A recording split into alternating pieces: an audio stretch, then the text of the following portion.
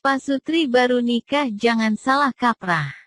Dokter Boyke beberkan ciri selaput darah robek akibat seks dan aktivitas berat. Ada perbedaan ciri terkait dengan robeknya selaput darah karena berhubungan seks dan akibat dari aktivitas olahraga yang terlalu berat.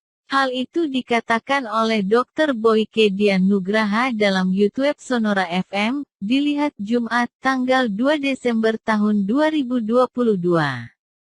Dr. Boyke mengatakan kalau penyebab selaput darah robek tidak hanya terjadi dengan berhubungan seks saja, tapi juga bisa oleh aktivitas berat seperti halnya olahraga.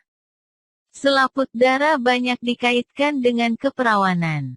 Namun sobeknya bisa terjadi karena hal yang lain, robeknya selaput darah tidak selalu karena hubungan seks, ungkap Dr. Boyke.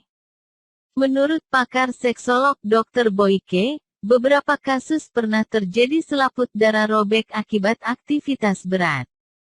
Seperti diantaranya olahraga berat atau juga bisa disebabkan oleh insiden kecelakaan, robeknya selaput darah bisa jadi karena sepeda, terbentur ujung meja, menari balet, taekwondo dan semua olahraga berat terkadang bisa mengakibatkan robekan, ungkap Dr. Boyke.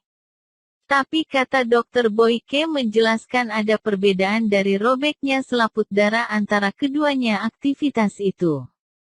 Dalam kasus robeknya selaput darah akibat aktivitas seks dapat dilihat secara jelas oleh medis, dan bentuknya tidak beraturan. Kalau robeknya karena hubungan seks robeknya amburadul.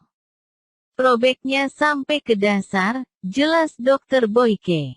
Namun apabila selaput darah robek oleh aktivitas berat, robekannya sedikit tidak sampai ke dasar. Kalau robeknya karena aktivitas seperti taekwondo, balet, kemudian terjatuh dari sepeda, biasanya tidak sampai amburadul. Artinya hanya robek sedikit, terang Dr. Boyke. Dia juga mengatakan, sulit bagi pria untuk mengetahui selaput darah yang robek ketika berhubungan seks pertama kali. Suami kalau bukan dokter ya gak ngerti ini robeknya full 100% amburadul atau separuh-separuh dan dia gak akan tahu, kan yang penting buat dia enak aja, ungkapnya. Begitu juga dengan berhubungan intim bagi pasangan suami istri yang baru saja menikah di malam pertama. Robeknya selaput darah ketika pertama berhubungan intim tidak harus ditandai dengan keluarnya darah. Karena kata Dr. Boyke selaput darah perawan juga tidak keluarkan darah karena ketika berhubungan intim. Berdarah juga tidak selalu orang yang masih perawan itu berdarah tergantung robekannya, kalau robekannya pada titik yang mengandung pembuluh darah. Maka biasanya tidak akan berdarah padahal dia masih perawan, ungkap Dr. Boyke.